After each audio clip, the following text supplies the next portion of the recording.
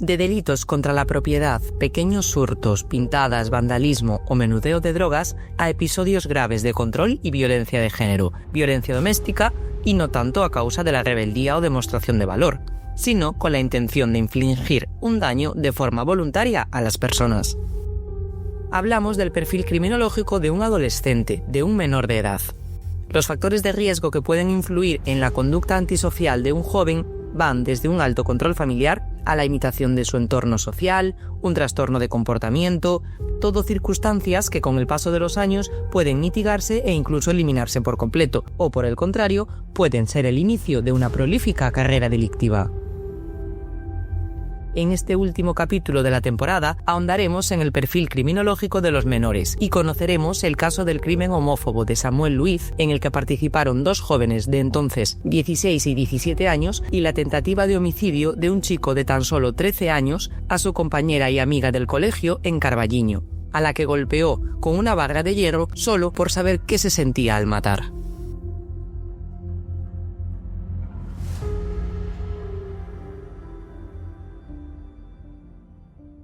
¿Es la imitación a sus semejantes, familias, grupos sociales, lo que lleva a un menor de edad, a un joven, a cometer un delito? Si su círculo se dedica a la delincuencia, por asociación, él se verá influenciado, motivado, o por el contrario, es algo inerte en el propio joven independientemente de la red o contexto en el que viva. Lo cierto es que ambas respuestas son válidas, pero hay que ponderar o poner en primera línea que si hay una cualidad que define a un menor, a un adolescente, es que son fácilmente moldeables. Si su grupo de iguales, compañeros de colegio, de barrio, están desarrollando actividades delictivas, es altamente probable que este joven acabe haciendo lo mismo por imitación, por la aprobación de sus mayores. Y estos encantados. ¿Por qué? Porque la ley es mucho más laxa con los menores de edad y cada vez son más los grupos u organizaciones criminales que buscan adoctrinar o incluir en sus filas a menores de edad, y los instigan para que ellos sean los ejecutores del delito, ya que no corren el riesgo de terminar en prisión o tener que hacer frente a una multa. En España, la responsabilidad de los menores no se rige por el Código Penal, sino por la Ley 5/2000 de responsabilidad del menor, y cambia un poquito según tramos de edad, y a cada uno de ellos la ley le dispensa un tratamiento o un castigo diferente. Por ejemplo, si el niño o niña tiene menos de 14 años, independientemente de lo que haya hecho, es inimputable. Es decir, los menores de 14 años no tienen responsabilidad penal. La ley no puede castigarlos. Se presupone que esto es porque no tienen la suficiente madurez todavía para ser conscientes o asumir las consecuencias de sus actos, por muy graves que sean. Y esto va desde un asesinato a un mero hurto o una pintada en una vía pública, un acto de vandalismo. Eso sí, como a ellos no se les puede castigar, las penas o medidas civiles, en caso de que las haya, recaerían en sus padres o tutores legales. Y luego encontramos los castigos específicos para los menores de entre 14 y 18 años. Y hablamos siempre de castigos porque la ley del menor no se rige por penas, sino por medidas.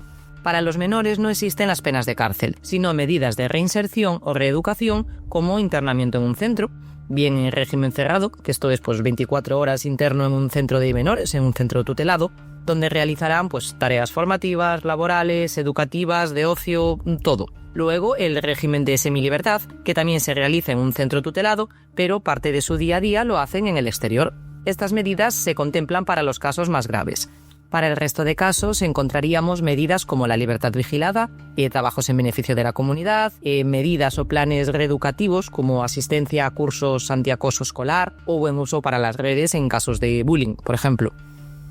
La duración de estas medidas, por lo general, no deben de exceder de los 2 años, pero cuando hablamos de casos muy graves, los que en el Código Penal de adultos están castigados con penas de 15 años de prisión, es decir, un homicidio o un asesinato, pues lo que decíamos depende de la edad. Para los menores de entre 14 y 15 años, las medidas no podrán exceder los 5 años y para los de 16 y 17 no podrán superar los 8 años de duración.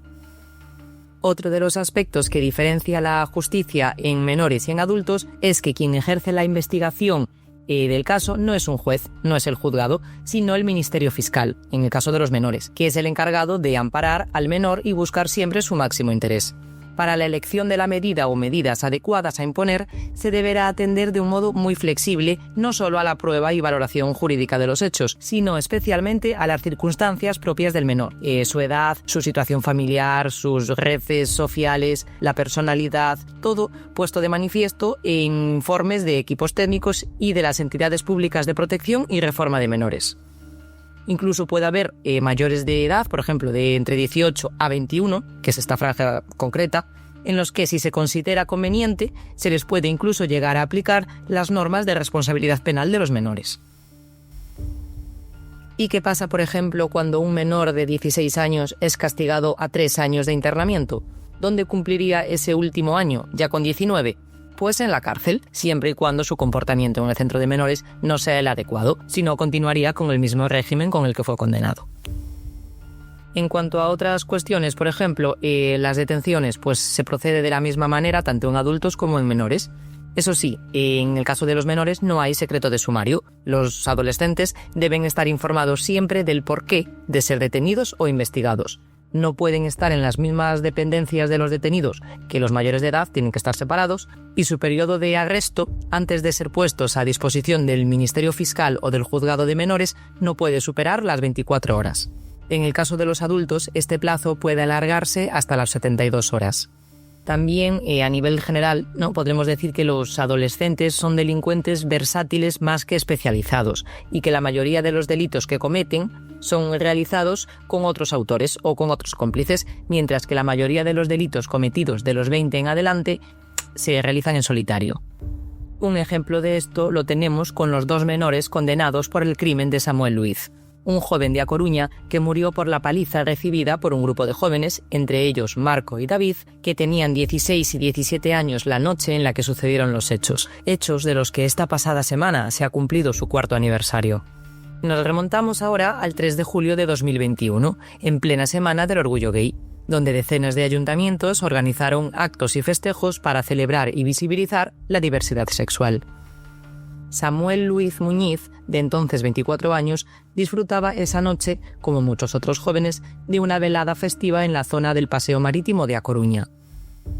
No alardeaba, ni tan siquiera había comunicado ni abordado con su familia, como si fuese obligatorio, su orientación sexual. No eran todavía las 3 de la madrugada cuando el joven decidió salir de la discoteca de uno de los locales de ocio nocturno a tomar un poco el aire a la calle, y aprovechó para hacer una llamada de teléfono a una amiga suya que vivía en Pontevedra. Hablamos, por contextualizar, en el caso de Samuel, era un chico alto, de complexión más bien delgadita, tímido, reservado, un muchacho a la mar de tranquilo que solo estaba respirando un poco en el exterior de un garito. Recordamos que estamos en plena época de COVID, y si no era la primera noche del fin de las restricciones, sería de las primeras. Pues Samuel tuvo la malísima suerte, por así decir, de que a su lado estuviese un joven mucho más arisco y malentonado que él, Diego Montaña, que al ver a Samuel con un móvil pensó que lo estaba grabando y sin mediar palabra le espetó, al grito de maricón, el primero de los golpes que acabaría con su vida. Puñetazos, patadas y todo tipo de golpes, principalmente en las zonas de la cabeza y cara, con una violencia desmesurada y acompañados de insultos como maricón de mierda. Al ataque se unieron 2 amigos de Diego, Caio y Alejandro Freire, que también le propinaron una fuerte paliza. Junto a ellos estaban otros 2 compañeros u otros 2 amigos de estos, Katy, la entonces novia de Diego, y Alejandro Míguez, que si bien la fiscalía consideró que había participado de la paliza, los 2 fueron absueltos por falta de pruebas. Más que por falta de pruebas, por no quedar acreditado que hubiesen participado como tal de la paliza. O sea, estaban allí, pero no hay pruebas suficientes como para decir que pegaron a Samuel. En cuestión de segundos, todo este grupito de jóvenes estaba encima de Samuel cosiéndolo a golpes, entre ellos Marco y David, los menores de edad, que tampoco conocían de nada a Samuel. Pero ahí estaban, reventándole la cabeza a un joven enfermero porque creían que era gay. Pues quizás el primer golpe sí vino motivado por este odio u homofobia, agravante que le fue aplicada solo a Diego Montaña en su condena. Pero en el caso de los menores, su participación en la riña vino por otras causas, quizás por imitación, porque vieron a un grupo alfa de jóvenes, hablamos de 19 a 25 años, golpear al débil. y lo asumieron no como lo correcto, sino como una forma de gustar a los mayores, de entrar en el grupo, de obediencia o incluso de sumisión voluntaria. Pero lo cierto es que participaron de la paliza. Gracias a unas cámaras de seguridad, fue muy sencillo detener poquito tiempo después a los implicados en la pelea. En estas grabaciones también se ve a Samuel, después de ser apaleado, lograr levantarse y llegar a ser auxiliado por 2 ciudadanos senegaleses, que a pesar de sus esfuerzos, nada pudieron hacer por ayudar al joven que terminaría falleciendo camino al hospital por la gravedad de las lesiones. Los 2 jóvenes menores de edad estuvieron retenidos de forma provisional durante 9 meses en un centro tutelado, y no se llegó a celebrar juicio como tal contra ellos porque al reconocer los hechos llegaron a un acuerdo de conformidad con la Fiscalía por el que cumplirían 3 años y medio en régimen cerrado en un centro de menores. A día de hoy ya disfrutan de varios permisos. La paliza duró entre 5 y 6 minutos y se desarrolló a lo largo de los 150 metros del Paseo Marítimo de A Coruña. A cada intento de Samuel de zafarse, los golpes eran más fuertes. Y esto lo decimos por las cámaras de seguridad, porque los 2 menores, y a pesar de tener una sentencia firme, decidieron prácticamente no declarar o no contar nada de lo que sucedió en el juicio con tribunal del jurado, que sí juzgó a los agresores mayores de edad. David y Marco, los menores, dijeron no recordar nada de lo que había sucedido esa noche. Ni quién pegó, ni quién no pegó, no mantuvieron silencio porque como testigos no puedes hacerlo, pero tampoco aportaron absolutamente nada. Dijeron que ellos no tuvieron nada que ver, cuando en su juzgado de menores sí admitieron los hechos para lograr la reducción del castigo por parte de la Fiscalía. ¿Por qué en este caso, en este juicio contra los mayores, no dijeron nada? ¿Por temor a los acusados o por obediencia, sumisión o incluso un respeto casi reverencial hacia ellos? Por solo Marco y David lo saben. Finalmente, y no gracias a su declaración, 3 de los implicados en la paliza, Diego Montaña, Cayo y Alejandro Freire, fueron condenados a penas de entre 20 y 24 años de prisión por un delito de asesinato. Como dijimos antes, a los menores no se le imponen penas, sino medidas. Y esto ni siquiera se le impuso a un menor, a un joven de tan solo 13 años de Ocarballiño, en la provincia de Ourense, por la agresión a una compañera de colegio o a una amiga a la que llegó a tirar por la ventana después de golpear con un palo de hierro para experimentar qué se sentía al terminar con una vida humana. Seguimos en 2021. El 9 de octubre, Nuria Iglesias, de 14 años, había quedado con un compañero suyo del colegio en una plaza de la localidad de Carballiño. El menor, que solo tenía 13 años, la convenció para ir a su casa, y allí, cuando estaban en la habitación del niño, este agarró la pata de cabra de una bicicleta y la golpeó en toda la cabeza de Nuria, lo que hizo que ésta se cayera, además desde el balcón del 2º piso del inmueble. Fue el mismo joven quien avisó al 112 diciendo que había matado a su amiga, pero su voz no fue de pena, ni de angustia, ni de remordimiento, sino solo de aviso. La niña fue trasladada de inmediato al hospital de Ourense, donde ingresó en la UCI en estado muy grave. El niño también fue trasladado al hospital, pero en este caso para un examen psiquiátrico.